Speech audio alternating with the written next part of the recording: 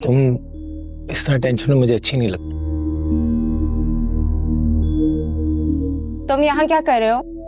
वो मेरे को नींद नहीं आ रही थी तो मैंने सोचा नीचे चला जाता हूँ। जोया, ये कौन है? तुमने कभी इसके बारे में जिक्र नहीं किया। तुम्हारा कोई रिश्तेदार? ओह नहीं, ये हमारा रिलेटिव थोड़ी है। ये तो इस घर का नया नौकर है, our new servant. Okay okay. तुम यहाँ खड़े मेरा मुंह क्यों देख रहे हो? जाओ यहाँ से, जाओ। एनीवेज, ओह नहीं, ये हमारा रिलेटिव थोड़ी है। ये तो इस घर का नया नौकर है, आवर न्यू सर्वेंट।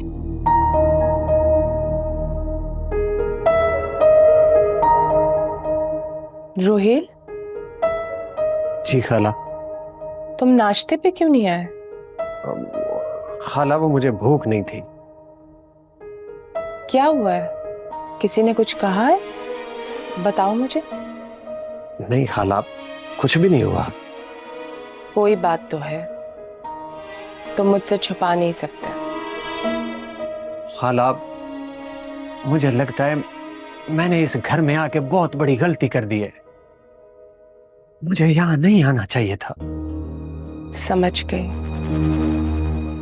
जोया ने ही कुछ कहा होगा। मैं उसके रवैये से वाकिफ हूँ। खाला, उसने तो हम जैसों को आईना दिखाया है कि हमारी क्या हैसियत है, हमारा क्या मकाम है। ऐसी बात नहीं है बेटा, वो गुस्से की थोड़ी तेज है। उसकी तरफ से मैं माफी मांगती। खाला, आप क्या कर रही हैं? मुझे और शर्मिंदा ना करें। मैं इतने बड़े घर में आप जैसे बड़े लोगों के दरमियान नहीं रह सकता। खाला, मुझे वापस जाने दो। इस घर का माहौल मेरे लिए बेगाना है। तालीम की कमी को अच्छी तरबियत बहुत खूबसूरती से ढांप लेती है, मगर तरबियत की कमी के शगाफ को तालीम कभी पूरा नहीं कर सकती। जोया के रवैये के पीछे अबरार है। अगर अबरार ने उसे मनमानी ना करने दी होती तो आज वो इतनी खुदसर ना होती। मैंने आपा से वादा किया था कि उनके बाद तुम्हारी जिम्मेदारी मेरी होगी। तुम यहां से कहीं नहीं जाओगे। इस घर को अपना घर समझो। जोया से बात मैं करूंगी।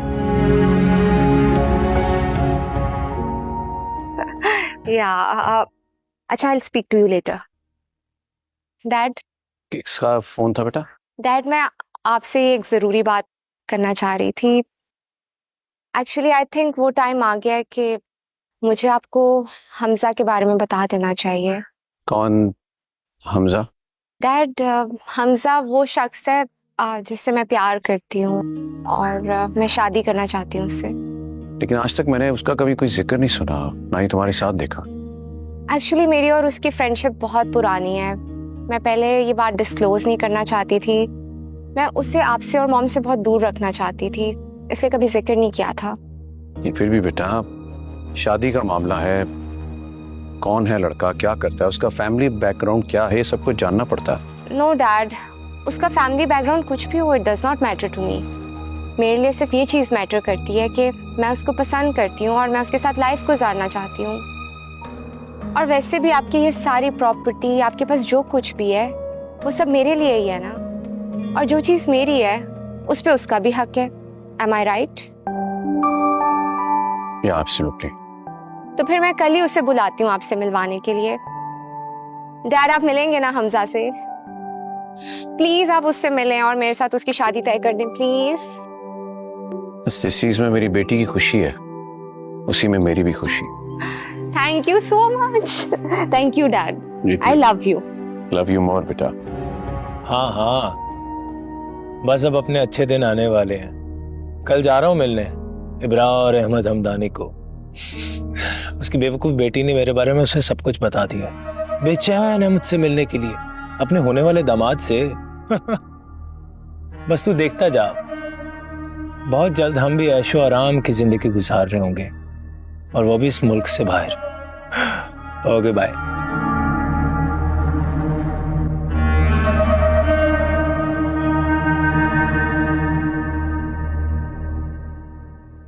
आपने जोया को रोका कैसे नहीं? वो ऐसे किसी अनजान शख्स के साथ शादी का फैसला कैसे कर सकती है?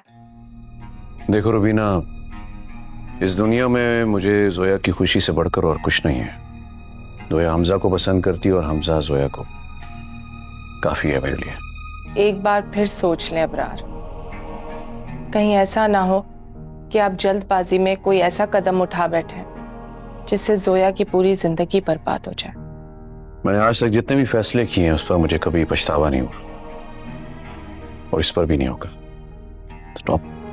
Stop overthinking. डैड, ये हमजा है। आओ बेटा। अस्सलाम वालेकुम अंकल। वालेकुम, बैठो।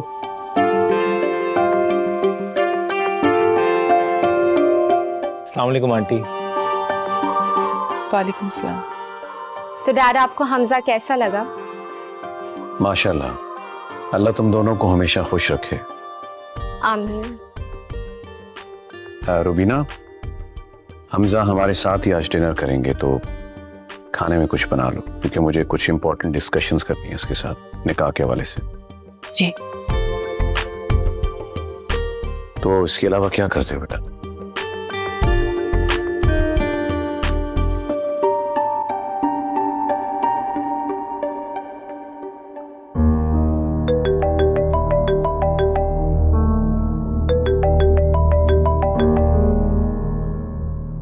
हेलो। हाँ, काम तकरीबन हो गया। अरे मछली पूरी तरह कांटे में फंस चुकी है, बस पानी से बाहर निकालना और हजम करना है। बहुत जल्द इब्रार अहमद हमदानी की दौलत हमारे कब्जे में हो। और जोया, अरे जोया जैसी पापा की परियां हमारे शिकार होती हैं। हाँ। Okay, bye.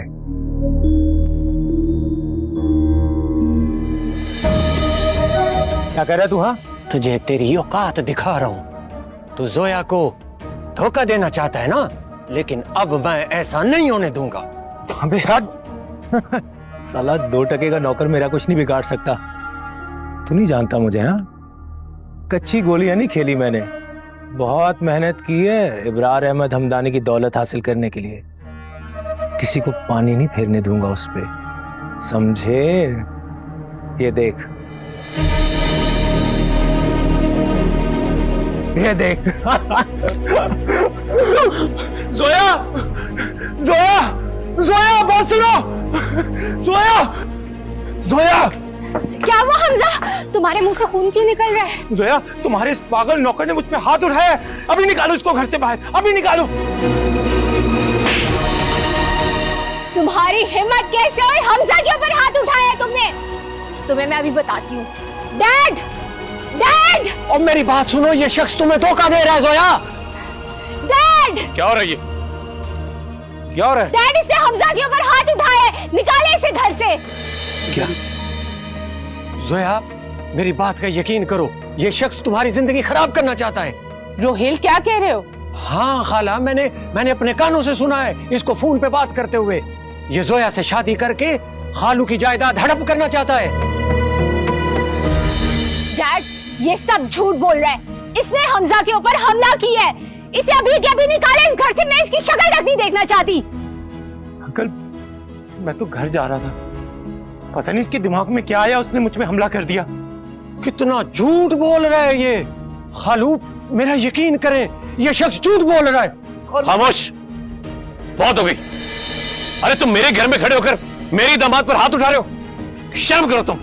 तुम्हें क्या लगे कि तुम्हारी घटिया बात पर मैं यकीन कर लूंगा? रुबीना, अभी कभी इसे निकालो यहां से, भेजो इसे यहां से। Get lost. जाहिल आदमी। बेटा, मैं बहुत शर्मिंदा हूं, मैं माजरत करता हूं। जो कुछ भी हुआ, उसने जो हरकत की बेटा। अरे नहीं अंकल, आप क्यों माजरत कर रहे हैं? इसमें आपकी तो कोई गलती नहीं है।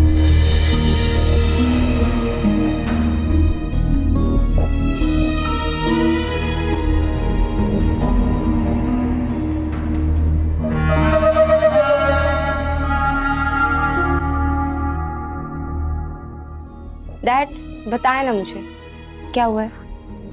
हमजा ने वो अपार्टमेंट बेच दिया जो उसके नाम था। ये दिल एहसास से भर दे